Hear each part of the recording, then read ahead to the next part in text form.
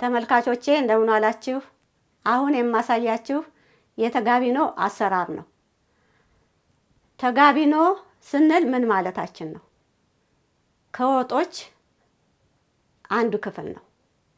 የምንሰራው ወይም የሚሰራው ከሽሮ ነው። ሽሮ የምናዘጋጅበት መንገድ 3 አይነት መንገድ ነው። አንዱ በምጥን ነው። ሁለተኛው በነጭ ሽሮ በርጥብ ቅመም ተደልዞ ተጨምሮ ነው። ሶስተኛው ደግሞ ክኩን እንገዛና ወይም እንቆላና በደረቅ ቅመም ብቻ ይፈጫል። በዚህ መልኩ ነው ሽሮ የምናዘጋጀው። ለዚህ ለተጋቢኖ ሽሮ ስንሰራ ግን በርጥብ ቅመም ተደልዞ በርበሬ ተጨምሮበት ተደልዞ ምጥን ሆኖ ተዘጋጅቶ የተፈጨ የሽሮ ዱቄት ነው። ይሄኛው በጣም ቆንጆና ተስማሚ ነው። ተጋቢኖን በምንሰራበት ጊዜ ይሄ መሆን አለበት ወይም ምጥን ሽሮ መሆን አለበት። ነገር ግን ምጥን ሽሮ ስናዘጋጅ የበርበሬው ብዛት እንደ ፍላጎት ስለሆነ በጣም ባይቀላ ይመረጣል። ሌላው በርበሬ ብቻ ቀርቶ በርጥብ ቅመም ተደልዞ ቅመምን ጨምረን ደልዘን የምናስፈጨው ነጭ ሽሮ ምጥኑ ሽሮ ከሌለና በጣም በርበሬው ከበዛ ምጥኑ ላይ በዛ በነጭ ሽሮ መስራት እንችላለን። ተደልዞ ተቀምሞ በተፈጨው ነጭ ሽሮ። ምክንያቱም ተጋቢኖን በምንሰራበት ጊዜ ብዙ አንተክትኩኝ አይልም፣ ወዳው ፈጥኖ የሚደርስ ነው። እንደገና ደግሞ መልኩ ራሱ እንደ ወጡ አሰራር ህግ በጣም ሳይቀላ በጣም ነጭ ሳይሆን መሰራት ያለበት ነው። ስለዚህ በምጥን ሽሮ ነው የሚሰራው ማለት ነው። ከሌለ ግን ባሉን ሽሮ መስራት እንችላለን።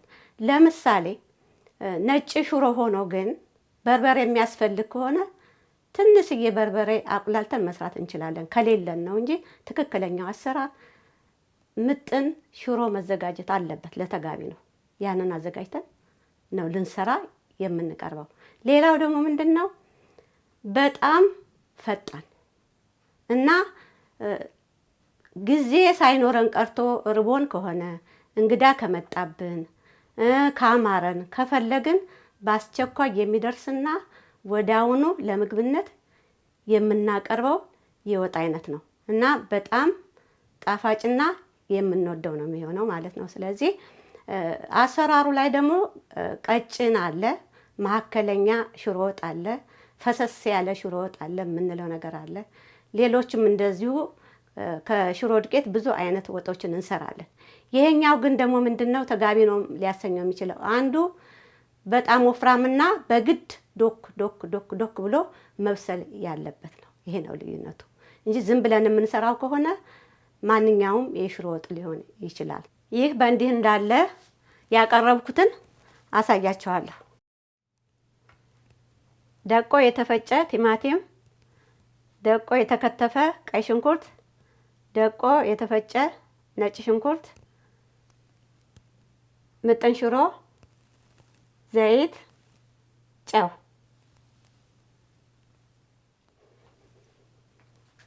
እሳቱን እለኩሳለሁ።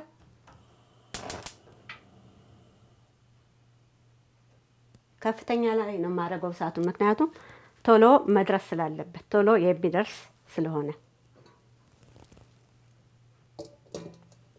ተጋቢኖ በሚሰራበት ጊዜ በሸክላ ድስት ቢሆን ይመረጣል። ካልሆነ ግን ከሌለ ምንም ማድረግ አይቻልም። ውፍር ብሎ ቆንጆ በሆነ ድስት ስሩት። ድስቱም ወሳኝ ስለሆነ እንደገና መያዣ ቢኖረው ደግሞ ጥሩ ነው። ወዲያውኑ ግልብጥ ተደርጎ ለተመጋቢው የሚሰጥ ወጥ ስለሆነ ማለት ነው።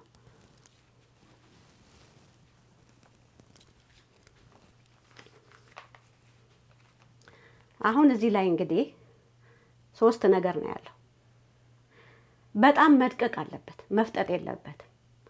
ሌላው መብዛት የለበትም። ምክንያቱም ተጋቢኖ በምንሰራበት ጊዜ ሽንኩርቱ ከበዛ ወይም ቁሌቱ ከበዛ ተጋቢኖ አይመስልም።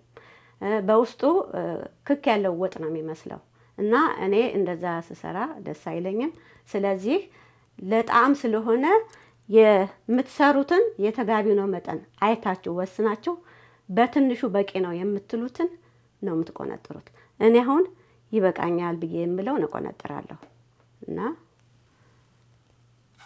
ስቴክ ልጨምር። ስትቁላላ ይቺ ትንሽ ነው የምትሆነው። ካልተፈለገ ቲማቲም ያለ መጨመር ይቻላል። በሽንኩርት ብቻ ይሰራል ማለት ነው። ይሄ ሽንኩርት ይበቃኛል። እኔ ነጭ ሽንኩርት በርከት አደርጋለሁ።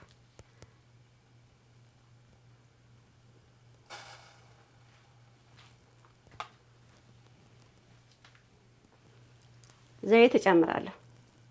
ዘይት ማነስ የለበትም።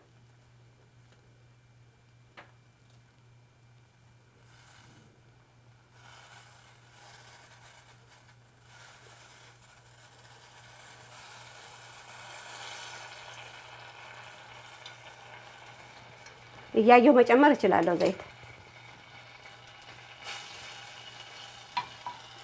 ማማሳያው ለድስቱ የሚመች መሆን አለበት።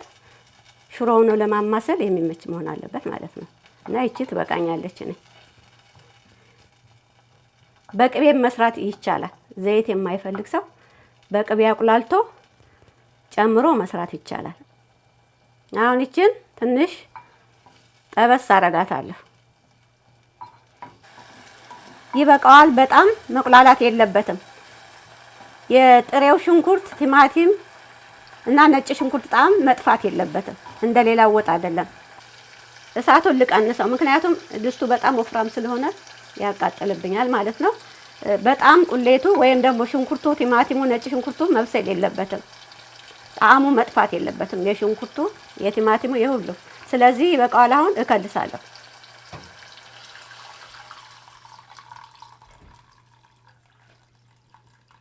ይበቃል። ከጎን የጣድኩት ውሃ ሞቅ ያለ ነው። እንደገና ድስቱም ያው ትኩስ ነው። አሁን ከልሽ ያለው የሚበቃኝን ውሃ ማለት ነው። እስከሚፈላ አልጠብቅም እንዳይጓጉልብኝ። ሊፈላ ሲፈልግ ወይም ደግሞ ሲደርስ ሹሮዬን እጨምራለሁ እና ትክትክ ማለት መታየትም የለበትም እንዳይጓጉልብኝ። ያን ትጠነቀቃላችሁ። አሁን ትንሽ ሰከንድ ቆይና ሹሮዬን እጨምራለሁ።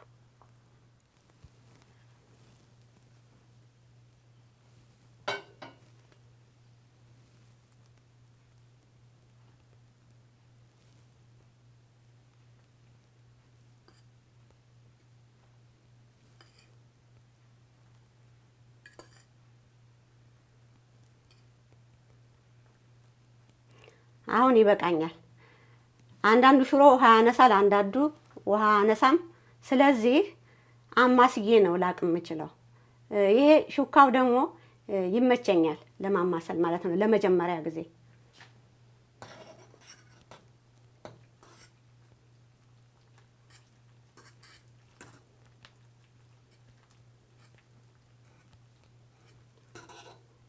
አሁን ሽሮ ለመጨመር የሚያንሰኝ ከሆነ መፍላቱን እጠብቃለሁ። ሲፈላን ነው መወፈሩ እና መቅጠኑ የሚታወቀው።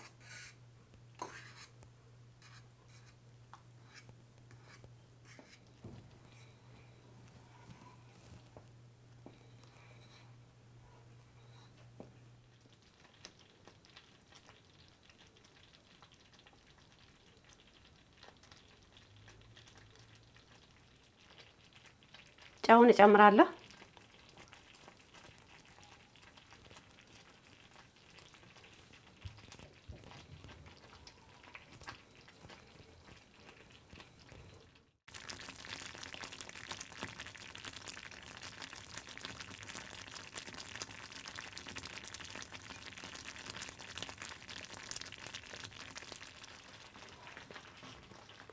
አሁን በደንብ ብስል ብሏል። ቅባቱ በቂው ነው። ከተፈለገ ቅባቱ በርከት የሚል ከሆነ ከላይ ይወጣል፣ የመብሰሉ ምልክት ማለት ነው፣ እንደ ማንኛውም ወጥ። ከዛ ውጪ ይሄ ትክትክ ብሎ በስሏል። ውሃ ደግሞ አንድ ጊዜ ነው የሚከለሰው። መጀመሪያ የከለስኩት ውሃ ነው ይሄ። በዛ ውሃ ነው መብሰል ያለበት። ከላዩ ላይ መከለስ ምናምን የለም ሽሮ ከተጨመረ በኋላ እና ቆንጆ ሆኗል። ሌላው ምልክቱ እንግዲህ ይኸውላችሁ ዶክ ዶክ ዶክ ዶክ ማለት አለበት። ተጋቢኖ ማለት ይሄ ነው ያልኳችሁ። ልክ እንደዚህ ነው። በቃ እምቢ ያለው ነው የሚንዶኮደከው ማለት ነው። ያ ምልክቱ ነው። አሁን በስሏል። ጨውም ተስተካክሏል። ቀምሼዋለሁ። መብሰሉም ይበቃዋል። ጨርሻለሁ። አሁን ይሄ እንግዲህ ለእንግዳ ከሆነ የሰራሁት ወይም ለኔ ከሆነ ወይም ለቤተሰብ ከሆነ እንጀራን ዝርግት አረግና አሁኑኑ ይሄን ድስት ወስጄ አጠገቡ ቁጭ አርጌ መንዶክዶኩ እንዳለ ሆኖ ሳይቀዘቅዝ በትኩሱ ጥርግርግ ተብሎ መበላት ያለበት ወጥ ነው። አይተርፍም። ለአንድ ሰው ከሆነ ለአንድ ሰው፣ ለሁለት ሰው ከሆነ እንደ ድስቱ ሁኔታ ለሁለት ተብሎ ከተሰራ እነዛ ሁለት ሰዎች ቀርበው ተመግበው ትኩሱን ይጨርሳሉ። የሽሮ ጣዕሙ አንዱ ትኩሱን መበላቱ ነው። ስለዚህ ይሄ በቅቶታል። ለምግብ አቀርበዋለሁ። ከተፈለገ ደግሞ ቃሪያ አብሮ ይቀርባል። ቃሪያው የተሰነገ ሊሆን ይችላል፣ እንዲሁም ያልተሰነገ ሊሆን ይችላል ማለት ነው። በሌላም ደግሞ ቲማቲም ለብ ለብ ሰርታችሁም ከጎኑ ማረግና ማቅረብ ይቻላል። እና ይሄ ነው ተመልካቾቼ፣ የዛሬውን የተጋቢኖ ሰርቼ ጨርሻለሁ። በሌላ ስራ እስከምንገናኝ ደህና ሁኑልኝ፣ ደህና ቆዩኝ።